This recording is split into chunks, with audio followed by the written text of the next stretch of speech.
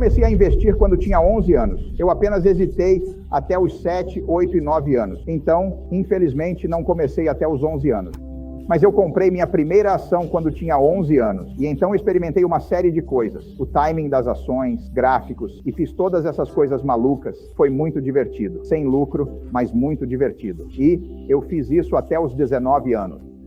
E eu li todos os livros sobre investimento na biblioteca pública e simplesmente eu devorei tudo. Era fascinante para mim, mas eu não tinha uma estrutura. Eu estava apenas buscando por algo. Eu esperava que pequenas coisas em um gráfico me dissessem algo sobre o que uma ação iria fazer. Era louco, mas todo mundo estava fazendo isso. Pensei que faria. Às vezes você vira o gráfico de cabeça para baixo, não ajudaria. Em 1949, eu li O Investidor Inteligente, de Ben Graham.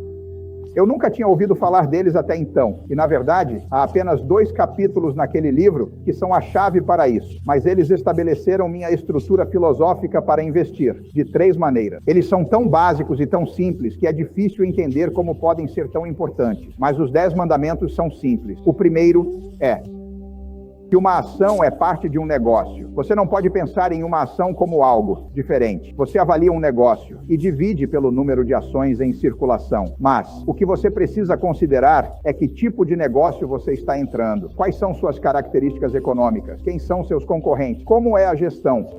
Todas essas coisas a um negócio por um pequeno símbolo de ticker. Quando tinha 11 ou 12 anos, sabia os símbolos de ticker de todas as empresas na Bolsa de Valores de Nova York. Mas eu não sabia de nada. Eu sabia que X era US Steel e G era AT&T, e assim por diante. Mas eu não sabia de nada. Eu não sabia o que estava por trás dela.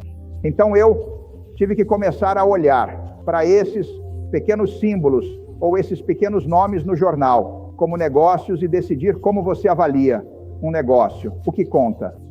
A segunda coisa no livro é que Graham oferece um exemplo maravilhoso sobre como o investidor deve reagir às flutuações do mercado de ações. Ele fala sobre seu mítico Senhor Mercado no capítulo 8. Não há nada melhor escrito em termos da atitude do investidor em relação aos preços das ações. A maioria das pessoas reage errado aos preços das ações. Elas ficam bem quando suas ações sobem. Elas ficam mal quando caem. O mercado de ações está lá para instruí-las. E o Senhor Mercado é esse parceiro que você tem ao investir. Ele é um parceiro notavelmente prestativo. Esse cara aparece todos os dias e lhe diz quanto ele pagará pelo seu interesse no negócio ou quanto ele lhe venderá mais pelo mesmo preço. Ninguém faz isso em negócios privados. Se você e eu fôssemos donos de um posto de gasolina juntos e eu dissesse que todos os dias quero que você venha e me ofereça sua metade do posto e eu posso comprar sua metade ou vender a minha metade pelo mesmo preço e você tem que vir todos os dias e fazer isso, você estaria em uma desvantagem terrível. E você estaria em uma desvantagem se fosse o Senhor Mercado, porque o Senhor Mercado, nosso amigo que lhe dá aqueles números no final do dia e no início do dia, mas ele está nomeando um preço pelo qual você irá comprar ou vender. A coisa bonita sobre ele é que esse cara é um alcoólatra maníaco depressivo, quero dizer, ele é tão instável quanto se pode ser. Ele vagueia o dia todo e observa as coisas malucas e vai nomear todo tipo de preços malucos. E você não precisa prestar atenção a eles, exceto quando isso for vantajoso para você. Se for uma vez por ano, se for uma vez a cada 5 anos, é uma ação em 3 mil. Tudo o que você precisa fazer é ficar aí sentado. Você não tem responsabilidade moral com esse idiota. Ele está nomeando esses números. Você não pediu para ele fazer isso, mas ele está fazendo. E tudo o que você precisa fazer é escolher o momento em que ele está deprimido, maníaco, bêbado, e o mercado será todas essas coisas e você se aproveita disso. E o que é notável sobre as ações, se você pensar bem, é que se você olhar para o máximo e o mínimo de todas essas empresas americanas no último ano, verá caso após caso após caso, onde o máximo é 2 vezes menor. Agora, isso se refere a empresas americanas sólidas, funcionando, pagando pessoas, vendendo bens e assim por diante. Se você sair e olhar para terras agrícolas a 10 milhas daqui, não há como, em um ano, o valor da terra variar de X a 2X. Pode variar de X a 110% de X ou vice-versa. Se você olhar para um prédio de apartamentos aqui perto e considerar essencialmente prédios de apartamentos como esse ao longo de um ano, ele não se moverá 10% em um determinado ano. Mas aqui estão os melhores negócios americanos, e as pessoas apenas mencionam esses números que variam muito, e você não precisa jogar, a menos que queira. Essa é a parte importante, e é isso que Graham lhe diz. O mercado não está lá para te instruir, para te dizer qualquer coisa. O mercado está lá, basicamente, para te servir, quando você quiser que ele te sirva. Uma das coisas mais importantes a lembrar sobre ações, muito difícil de fazer. As pessoas têm todos esses sentimentos sobre isso. A ação não sabe que você a possui. Você está sentado aí com esses certificados da Berkshire. A empresa nem sabe que você a possui. E a ação também não sabe. Ela está sendo negociada agora e eles não sabem que você a possui. Então não tem sentimentos sobre você, quero dizer. Você tem todos esses sentimentos sobre isso. Mas é apenas parte de um negócio. Se a Berkshire vale 75 mil vezes 1,5 milhão de ações, aproximadamente 110 bilhões de dólares ou algo assim, é um bom investimento. Se não for, é um péssimo investimento. Você tem que valorizar o negócio, e Graham, é incrível, mas as pessoas não fazem isso em Wall Street. Você ouve sobre metas de preço ou coisas desse tipo, mas você não vê ninguém escrever um artigo que diga: aqui está a natureza deste negócio nos próximos 20 anos, sabe quanto esse negócio deveria vender, esqueça o que está vendendo. Na verdade, uma das coisas que eu sempre gosto de fazer quando estou analisando investimentos é olhar para eles sem saber o preço. Por quê? Se você vê o preço, isso automaticamente tem alguma influência sobre você. Se eu apenas me sentar com os relatórios, se eu tiver a ideia de pesquisar uma empresa e eu pegar os 10Ks e assim por diante, eu preferiria não saber o preço, porque eu preferiria avaliá-la sem saber o preço. Quando eu costumava fazer a análise de corridas de cavalos quando era criança, uma coisa que fazia era pegar o formulário de corridas com antecedência e, se houvesse 9 cavalos em uma corrida, vamos dizer, obviamente as probabilidades de cada um vencer a corrida tinham que somar 100%. Quero dizer, um cavalo iria ganhar a corrida, a menos que houvesse um empate ou todos eles caíssem mortos na reta. Então, se você analisasse o formulário de corridas e eu olhasse a terceira corrida em Hialeah, eu tentaria descobrir a porcentagem de chance de cada cavalo ganhar a corrida, e isso tinha que somar 100%. Então eu compararia essas porcentagens com as probabilidades. Eu não olharia para as probabilidades primeiro, eu olharia para o desempenho passado e a isso primeiro. O mercado de ações é da mesma forma. A terceira coisa no livro de Graham é a margem de segurança. Se você chegar a uma ponte e ela disser capacidade 10 mil libras e você estiver dirigindo um caminhão de 9.800 libras, você deve seguir em frente e encontrar outra ponte. Quero dizer, ninguém sabe exatamente qual é essa capacidade e um aviso pode ter sido colocado há 3 anos. Portanto, você sempre deixa uma margem de segurança. Você não tenta cortar as coisas tão perto. Você espera até que algo realmente chame sua atenção no mercado de ações. Com esses 3 princípios, você pode construir todos os tipos de estruturas sobre isso, mas essa é a base. E se você tiver isso em mente, e isso estiver no investidor inteligente, nunca encontrei nada que se compare remotamente a isso. Não se pode se livrar de uma perna do banquinho de 3 pernas. E ainda ter uma boa filosofia de investimento, mas eu diria que a coisa mais importante, ao longo de um longo período, e trabalhando com grandes quantias de dinheiro, é entender o negócio. Vamos apenas supor por um momento que você recebeu $1 milhão ou qualquer quantia que fosse necessária. E você poderia olhar ao redor de Knoxville ou olhar por todo o Tennessee, se quiser, e investir em qualquer 3 negócios. Sabe, entre agora e uma semana a partir de agora. Negócios privados, não negociados ou algo do tipo. Você tem uma semana para fazer isso, ou terá que devolver o dinheiro. O que você estará fazendo? Você pode olhar para todas essas empresas. Algumas você conhece bem, outras menos, algumas pela reputação, algumas pelas gestões e algumas não conhece.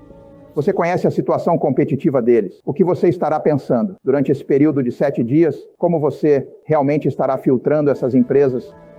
Acho que você deve procurar 3 negócios e não poderá negociá-los depois de comprá-los. Você apenas os possuirá pelo resto da sua vida. Você vai procurar negócios que tenham uma vantagem competitiva duradoura. Você não quer comprar uma franquia do Burger King apenas porque ninguém chegou a 10 milhas dela ainda, porque você sabe que a Wendy's, a Donald's e todas essas estarão lá bem em breve. Quero dizer, não é necessariamente quem está ganhando mais dinheiro agora. Você vai procurar algo com uma vantagem competitiva duradoura. Agora isso requer um negócio, com algum tipo de fosso ao seu redor, porque o capitalismo, por definição, é um sistema onde toda vez que alguém tem um castelo econômico, alguém mais vai tentar conquistá-lo. É apenas natureza. Se você abrir um restaurante bem-sucedido, alguém vai pegar seu cardápio, levar seu chefe, cortar seu preço, oferecer um pouco mais de estacionamento, ser um pouco melhor, ok, seja lá o que for. Quero dizer, o capitalismo consiste em ir atrás do castelo do outro. Se esse for o caso, você quer um castelo com um grande motor ao seu redor, Existem muitas maneiras de ter um motor em torno de algo. Você pode tê-lo por meio de proteção de patente. Você pode tê-lo pela localização em certos lugares, certas áreas. Quero dizer, se você tem algo na mente das pessoas, como a Coca-Cola, 6 bilhões de pessoas no mundo, praticamente todas elas têm algo em mente sobre a Coca-Cola, em grande parte favorável. Eles não têm nada em mente sobre a RC Cola. RC Cola gastasse 1 bilhão em publicidade, eles ainda não teriam nada em mente sobre a RC Cola. Eles têm algo em mente sobre a Coca-Cola e é favorável. É por isso que a Coca-Cola quer estar onde as pessoas estão felizes. Eles querem estar no teatro, eles querem estar na Disney World, eles querem estar na World Series, eles querem que você esteja sempre bebendo aquele refrigerante de Coca-Cola, enquanto ao mesmo tempo experimenta a felicidade. Se eles fizerem isso, vão vender muito Coca-Cola. E não fará diferença se alguém cobrar meio centavo, a menos por alguma porção do que a Coca-Cola. Portanto, essa é uma vantagem competitiva duradoura. E você quer que seja administrado por pessoas honestas e capazes. Você não quer entrar com um trapaceiro e não quer entrar com um idiota. Agora, os melhores negócios para comprar são aqueles onde você poderia ter um idiota no comando. Peter Lynch diz que você deve comprar um negócio tão bom que um idiota pode geri-lo, porque mais cedo ou mais tarde irá. Há algum mérito nisso? Um grupo de estudantes me perguntou outro dia: o que vai acontecer com a Berkshire quando você ficar maluco? E eu disse: a Berkshire é tão boa que eu posso ficar empolgado, eu posso estar. Esses são os tipos de negócios que vale a pena ter. Mas você quer uma gestão capaz e honesta. Você quer um preço sensato. E é isso que você procuraria. Você iria por Tennessee, teria uma semana para fazer isso. E imediatamente filtraria um monte de coisas. Você saberia que não eram. Uma área fértil, sabe? Isso é uma coisa importante conseguir fazer, se livrar de coisas. Houve um ótimo artigo na New Yorker há 30 anos, quando Bob Fischer estava jogando contra Spassky em uma famosa partida de xadrez que atraiu a atenção do mundo todo. E eles examinaram como a mente poderia, com bilhões e bilhões e bilhões de possibilidades, agrupar as coisas, de modo a imediatamente reduzi-las a apenas 4 opções. E claro, quando os humanos jogam algo como Deep Thought, ou qual seja a versão mais recente do computador nesse aspecto, esse computador está fazendo talvez 700 mil ou 1 milhão de cálculos por segundo. E a mente humana está competindo contra isso. Mas o computador está verificando todas as possibilidades. E a mente humana, de alguma forma, tem essa capacidade de descartar 99% daquelas coisas que o computador precisa analisar, a fim de se concentrar nas 3 ou 4 possibilidades que realmente fazem sentido. E investir é muito parecido com isso. Não é tão difícil, porque não há tantas empresas, mas você quer descartar todo tipo de coisa. Se alguém me dissesse que minha vida dependia de escolher entre as ações do Dow Jones, um grupo de 10 que seriam as melhores ou superariam o índice como um todo, eu passaria meu tempo pensando nas empresas de workshop que estão lá. Eu descartaria coisas e então perceberia que deixei aquelas para trás. E essa é uma maneira mais fácil de abordar o problema, na verdade, do que tentar escolher as 10 melhores. Se você estivesse pensando sobre o estado do Tennessee, haveria muitas coisas que você não examinaria. Você acha que eles são difíceis demais? Você pode decidir que eram difíceis demais, sempre será competitivo. Quem sabe se a Ford ou a General Motors estarão vendendo mais carros daqui a 5 anos, ou se haverá tarifas sobre carros estrangeiros. Quem sabe? Então você simplesmente diz: vou desistir dos concessionários de automóveis, vou pensar em outra coisa, e essa abordagem que você usa lá é a mesma abordagem que você realmente quer trazer para o mercado de ações. Você tem 3.000 empresas esta noite que pode analisar na Bolsa de Valores de Nova York. Há uma avaliação em cada uma delas. Isso mudará amanhã. Você não precisa jogar uma vez por ano. Se tiver 5 boas ideias na sua vida, você fica muito rico. Às vezes seria melhor se eles tivessem um cartão de pontos quando saíssem da escola com apenas 20 pontos nele. Porque em vez de ouvir alguém numa festa e sair na manhã seguinte para comprar algumas cerejas, eles pensariam em cada golpe. 20 golpes é o suficiente. Você só precisa ter certeza de que não faz nada por razões frívolas. Nunca queremos comprar nada pequeno na Berkshire. Isso simplesmente não faz diferença. Queremos pensar em coisas que podem fazer a diferença. E isso se torna mais difícil à medida que o capital aumenta, mas essa é a maneira de se concentrar nos investimentos.